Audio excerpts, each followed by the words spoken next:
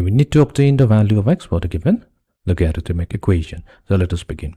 What we'll do, we'll combine the two logarithms on the left hand side by using a property of logarithm. That is, if we have log of a minus log of b, so this is equivalent to log of a over b. Using this property, we will get log of 2x plus 1 divided by 2x minus 1, so that's equals to 1.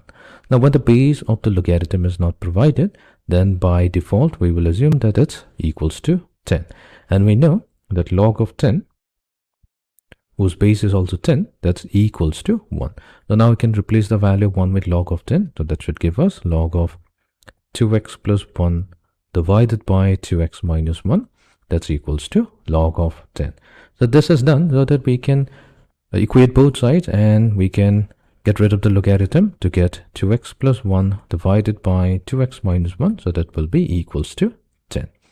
Now we'll cross multiply to get 2x plus 1. That will be equals to 10 times 2x minus 1, which is 2x plus 1 equals to, we have 10 times 2x, that's 20x minus 10 times 1, so that's 10. This will give us 2x minus 20x and negative 1 minus 10. So negative 18x will be equals to negative 11, or x will be equals to 11 divided by 18. So this is the value of x for the given logarithmic equation.